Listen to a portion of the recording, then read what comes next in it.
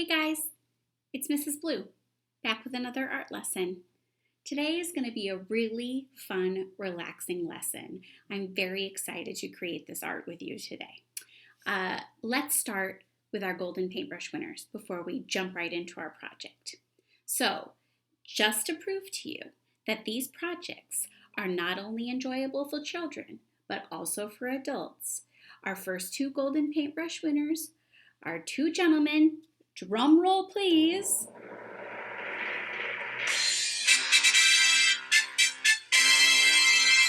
By the names of Jason and Josh.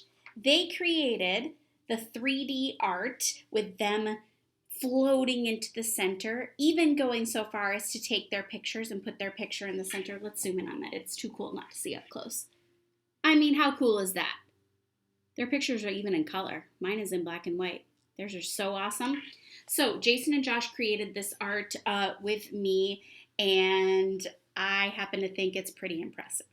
They're pretty good artists. Our second golden paintbrush winner, or really third, that was two. Our third golden paintbrush winner, drum roll please,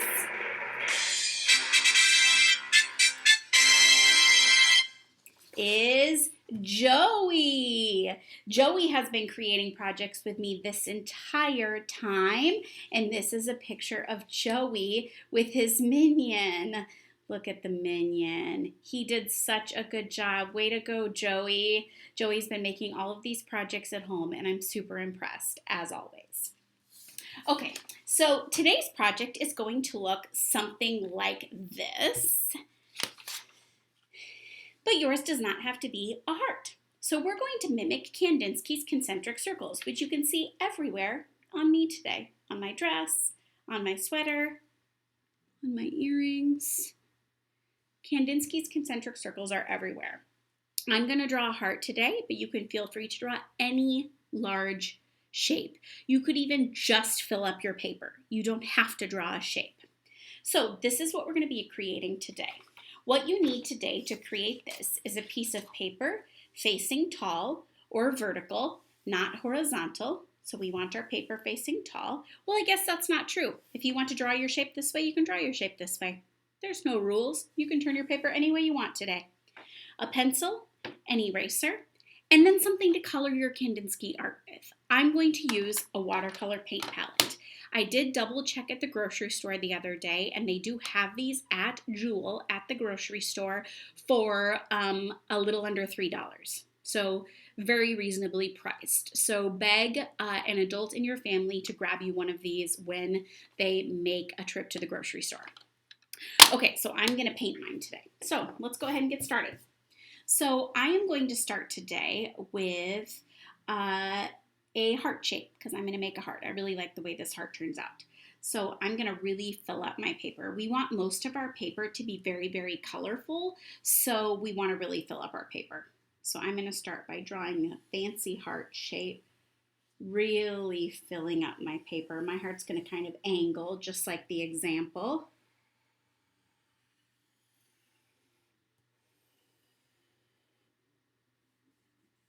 There's my heart shape, just like so.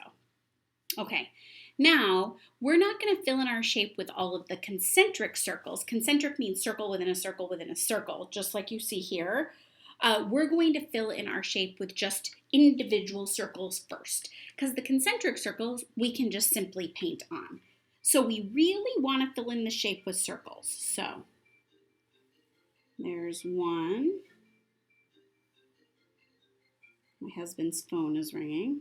And I'm just going to keep going till I fill in this entire heart with circles of all varying sizes, some large, some small. And I don't even think you need to outline these with marker, although you certainly could.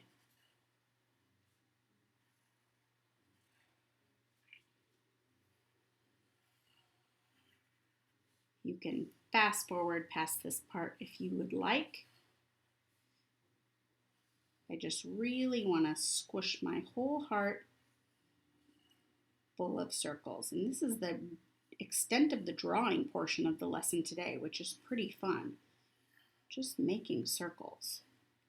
So again, if you are filling your paper in another manner with circles, that is just fine. If you drew a star or a diamond or maybe a smiley face,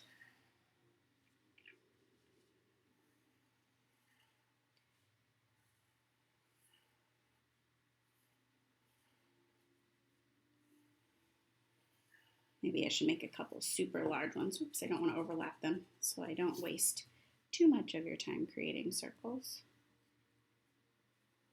Fix that a little bit.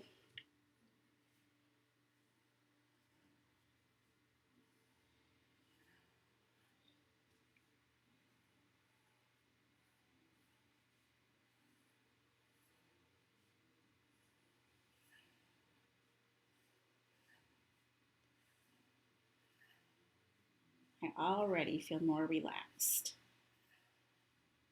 When Kandinsky created his circles, he heard music in his ears. He had a condition where when he created art, he heard music at the same time.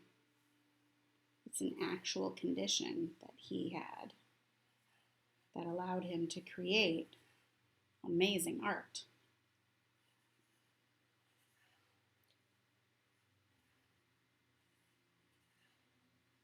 Okay, that's pretty good. Now I'm done with my pencil and eraser and I'm moving on to my paints. As simple as that. So I've got my water and my paints. And now comes the fun part. I'm going to take my paints and I'm just going to start rotating between the colors. I'll make sure you can see those. So I'm going to make at least 3 circles in each set of circles. So I don't want too much water today.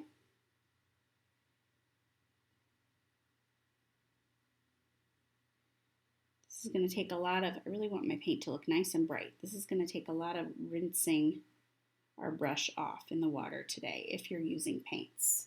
If you're using markers or crayons, yours will go much faster. So I really rinsed out my brush well before choosing yellow, right? Because I don't want my yellow to turn colors. Maybe I'll wait to do the next part of that one until that red is dry. And kind of give it some wait time. Maybe I'll do the first circle in several of these.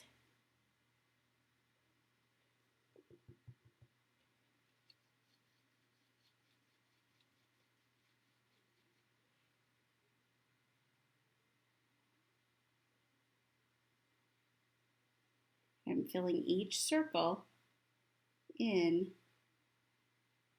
with more circles.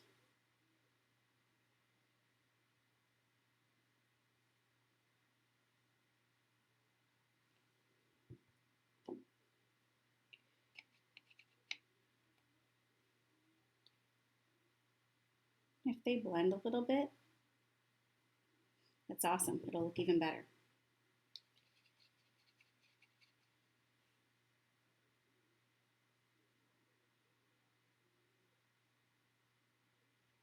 Oh, that was a little too much water on that one. Do you guys know a trick? Let me teach you a trick. If you get too much water on your paper like that, rinse out your brush, squeeze out your brush, and then soak it up. Rinse, squeeze, soak. Becomes kind of a sponge. There's your watercolor art mistake lesson for the day. And I can fix that guy up. All right, I'm going to let that dry for a minute before I continue on that circle so I don't rip the paper. I'm not using super strong paper right now.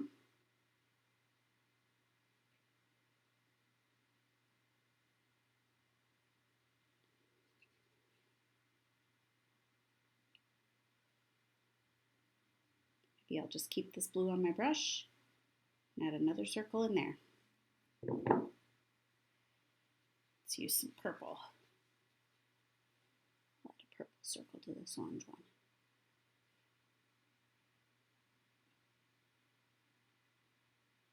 That one's really blending too, but I like it.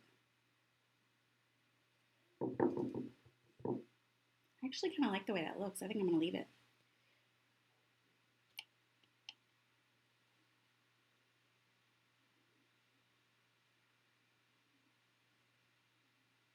Now, if you went and did the outside of each circle before doing the inside, like I'm doing right now at home, then make that a little darker. You will allow each circle to dry. It might be a little easier. But I certainly don't mind how they blend.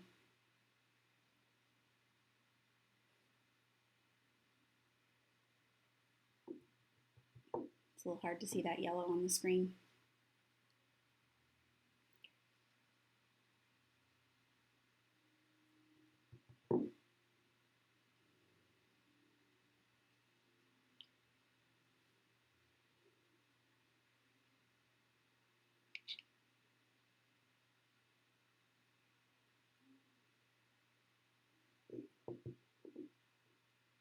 Fill in that little guy right there. Let's see.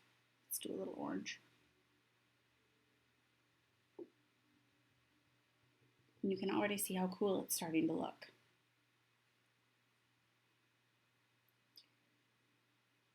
It's just fun sometimes to paint and not have to think about painting anything too fancy.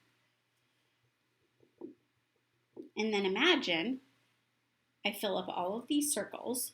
When you're done filling up all of the circles, grab a black marker or a black crayon, and all of these blank spaces, you're going to take your marker when it's dry. Mine is not quite dry yet. I'm cheating a little bit. And you're going to color in all of these background spaces, because painting these black would be ultra tricky. So you're going to color them in. I might even go in a little bit more right there. Every space you see, you're going to color in. Ooh, that looks so fancy. So that you end up with art that looks like this guy, this example. And there you have it. That's today's art lesson. Just a super therapeutic painting lesson where you don't have to think very much and you just get to create and make something that looks very nice with not a whole lot of mental thought, which sometimes is nice, especially after creating that zebra if you made that one. So I hope you enjoyed today's art lesson. Get out your paints and start painting.